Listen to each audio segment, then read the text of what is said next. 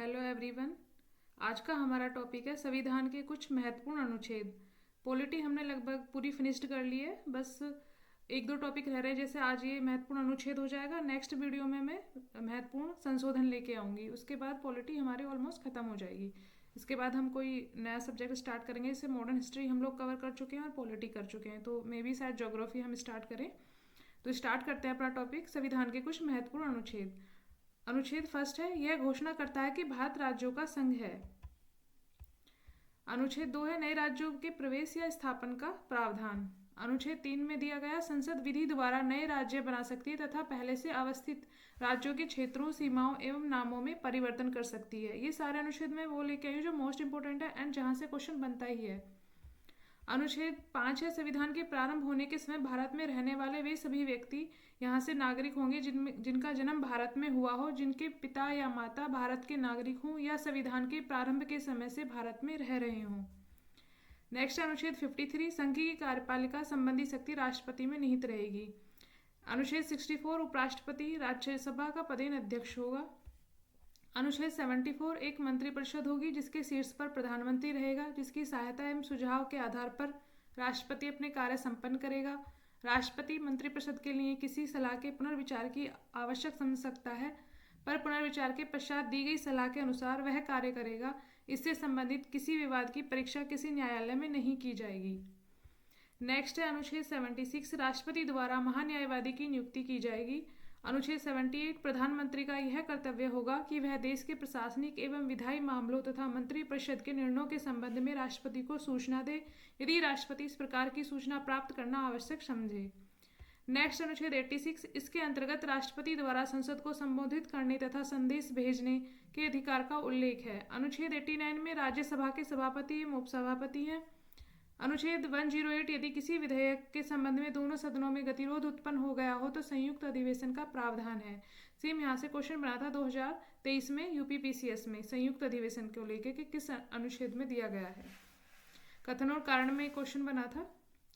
अनुच्छेद 110 में दिया गया, धन विधेयक को इसमें परिभाषित किया गया है। अनुच्छेद 111, संसद के दोनों सदनों द्वारा पारित विधेयक राष्ट्रपति के पास जाता है। राष्ट्रपति उस विधेयक को सम्मति प्रदान कर सकता है या अस्वीकृत कर सकता है। वह संदेश के साथ या बिना संदेश के संसद को उस पर पुनर्विचार के लिए भेज सकता है, पर यदि दोबारा विधेयक को संसद द्वारा राष्ट्रपति के पास भेजा जाता है तो वह इसे अस्वीकृत नहीं करेगा। नेक्स्ट अनुच्छेद 112, प्रत्येक वित्तीय वर्ष हेतु राष्ट्रपति द्वारा संसद के समक्ष बजट पेश किया जाएगा। अनुच्छेद 123, संसद के अवकाश सत्र नहीं चलने की स्थिति में राष्ट्रपति को अध्यादेश जारी करने का अधिकार। अनुच्छेद 124, इसके अंतर्गत सर्वोच्च न्यायालय के गठन का वर्णन है। अनुच्छेद 129, सर्वोच्च न्यायालय एक अभिलेख न्यायालय है। अनुच्छेद 148, नियंत्रक एवं महालेखा परीक्षक की नियुक्ति राष्ट्रपति द्वारा की जाएगी। अनुच्छेद 163, राज्यपाल के कार्यों में सहायता एवं सुझाव देने के लिए राज्यों में एक मंत्रिपरिषद एवं इसके शीर्ष पर मुख्यमंत्री होगा, पर राज्यपाल के स्वविवेक संबंधी कार्यों में वह मंत्रिपरिषद के सुझाव लेने के लिए बाध्य नहीं होगा। अनुच्छेद 169, राज्यों में विधान परिषदों की रचना या उनकी समाप्ति विधानसभा द्वारा बहुमत से पारित प्रस्ताव तथा संसद द्वारा इसकी स्वीकृति से संभव है। अनुच्छेद 200, राज्य की विधायिका द्वारा पारित विधेयक राज्यपाल के समक्ष प्रस्तुत किया जाएगा। वह इस पर अपनी सम्मति दे सकता है या इसे अस्वीकृत कर सकता है। वह इस विधेयक को संदेश के साथ या बिना संदेश के पुनर्विचार हेतु विधायिका को वापस भेज सकता है, पर पुनर्विचार के बाद दोबारा विधेयक आ जाने पर वह इसे अस्वीकृत नहीं कर सकता। इसके अतिरिक्त वह विधेयक को राष्ट्रपति के पास विचार के लिए भी भेज सकता है। अनुच्छेद 213, राज्य विधायिका के सत्र में नहीं रहने पर राज्यपाल अध्यादेश जारी कर सकता है। अनुच्छेद 214, सभी राज्यों के लिए उच्च न्यायालयों की व्यवस्था होगी। अनुच्छेद 226, मूल अधिकारों के प्रवर्तन के लिए उच्च न्यायालयों को लेख जारी करने की शक्तियाँ। अनुच्छेद 233, जिला न्यायाधीशों की नियुक्ति राज्यपाल द्वारा उच्च न्यायालयों के परामर्श से की जाएगी। अनुच्छेद 235, उच्च न्यायालय का नियंत्रण अधीनस्थ न्यायालयों पर रहेगा। अनुच्छेद 239, केंद्र शासित प्रदेशों का प्रशासन राष्ट्रपति द्वारा होगा। वह यदि उचित समझे तो बगल के किसी राज्य के राज्यपाल को इसके प्रशासन का दायित्व सौंप सकता है या एक प्रशासक की नियुक्ति कर सकता है। अनुच्छेद 243, इसमें पंचायत एवं नगर पालिका के गठन, संरक्षण, आरक्षण, शक्तियाँ, प्राधिकार एवं उत्तरदायी से संबंधित प्रावधान किया जाएगा। अनुच्छेद 245 संसद संपूर्ण देश या इसके किसी हिस्से के लिए तथा राज्य विधानपालिका अपने राज्य या किसी हिस्से के लिए कानून बना सकती है। अनुच्छेद 248 विधि निर्माण संबंधी अवशिष्ट शक्तियां संसद में निहित हैं। अनुच्छेद 249 राज्यसभा विशेष बहुमत द्वारा राज्य सूची के किसी विषय पर लोकसभा को 1 वर्ष के लिए कानून बनाने के लिए अधिकृत कर सकती है यदि वह इसे राष्ट्रहित में आवश्यक समझे। अनुच्छेद 262 अंतर्राज्यीय नदियों या नदी घाटियों के जल के वितरण एवं नियंत्रण से संबंधित विवादों के लिए संसद विधि द्वारा निर्णय कर सकती है। अनुच्छेद 263 केंद्र राज्य संबंधों में विवादों का समाधान करने एवं परस्पर सहयोग के क्षेत्रों के विकास के उद्देश्य से राष्ट्रपति एक अंतर्राज्यीय परिषद की स्थापना कर सकता है। अनुच्छेद 266 भारत की संचित निधि जिसमें सरकार की सभी मौद्रिक अवशिष्टियां एकत्र रहेंगी, विधि सम्मत प्रक्रिया के बिना इसमें कोई भी राशि नहीं निकाली जा सकती है। फिर है अनुच्छेद 267 संसद विधि द्वारा एक आकस्मिक निधि स्थापित कर सकती है जिसमें अकस्मात उत्पन्न परिस्थितियों के लिए राशि एकत्र की जाएगी। नेक्स्ट अनुच्छेद 275 केंद्र द्वारा राज्यों को सहायक अनुदान दिए जाने का प्रावधान।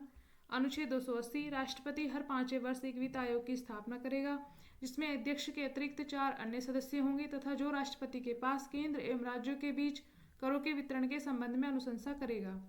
अनुच्छेद 300 क या ए राज्य किसी भी व्यक्ति को उसकी संपत्ति से वंचित नहीं करेगा। पहले यह प्रावधान मूल अधिकारों के अंतर्गत था पर संविधान के 44वें संशोधन 1978 द्वारा इसे अनुच्छेद 300 क में एक सामान्य वैधानिक कानूनी अधिकार के रूप में अवस्थित किया गया।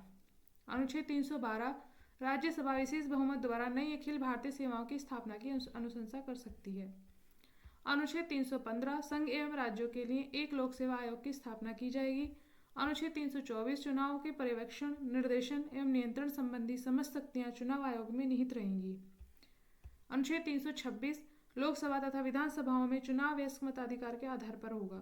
अनुच्छेद 330 लोकसभा में अनुसूचित जातियों एवं जनजातियों के लिए आरक्षण।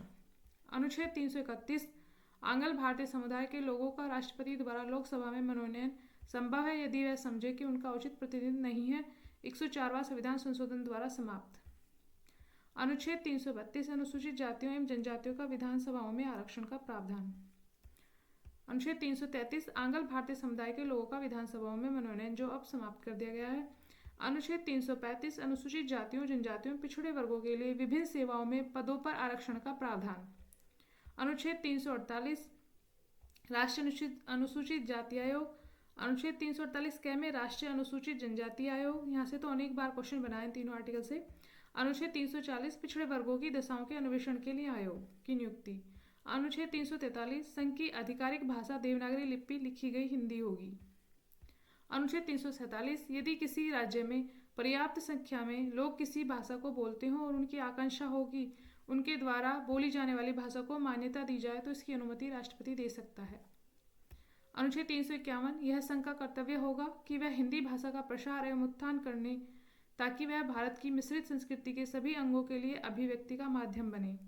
अनुच्छेद 352 राष्ट्रपति द्वारा आपात स्थिति की घोषणा यदि वह समझता हो कि भारत या उसके किसी भाग की सुरक्षा युद्ध, बाह्य आक्रमण या सैन्य विद्रोह के फलस्वरूप खतरे में है। अनुच्छेद 355 इसमें बाह्य आक्रमण और आंतरिक शांति से राज्य की रक्षा करने का संघ का कर्तव्य का उल्लेख है। अनुच्छेद 356 यदि किसी राज्य के राज्यपाल द्वारा राष्ट्रपति को यह रिपोर्ट दी जाए कि उस राज्य में संवैधानिक तंत्र असफल हो गया तो वह राष्ट्रपति शासन लागू किया जा सकता है। अनुच्छेद 360 यदि राष्ट्रपति यह समझता है कि भारत या इसके किसी भाग में वित्तीय स्थिरता एवं साख खतरे में हो तो वित्तीय आपात स्थिति की घोषणा कर सकता है। अनुच्छेद 365 यदि कोई राज्य केंद्र द्वारा भेजे गए किसी कार्यकारी निर्देश का पालन करने में असफल रहता है तो राष्ट्रपति द्वारा यह समझा जाना विधि सम्मत होगा कि उस राज्य में संविधान तंत्र के अनुरूप प्रशासन चलने की स्थिति नहीं है और वह राष्ट्रपति शासन लागू किया जा सकता है। अनुच्छेद 368 संसद को संविधान के किसी भी भाग का संशोधन करने का अधिकार है। अनुच्छेद 370 इसके अंतर्गत जम्मू और कश्मीर की विशेष स्थिति का वर्णन है। अनुच्छेद 371 कुछ राज्यों के विशेष क्षेत्र के विकास के लिए राष्ट्रपति बोर्ड स्थापित कर सकता है जैसे महाराष्ट्र, गुजरात, नागालैंड, मणिपुर इत्यादि। अनुच्छेद 394 के राष्ट्रपति अपने अधिकार के अंतर्गत इस संविधान का हिंदी भाषा में अनुवाद कराएगा।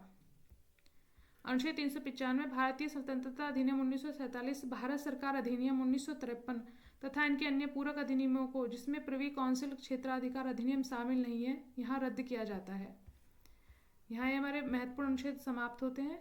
Thank you everyone.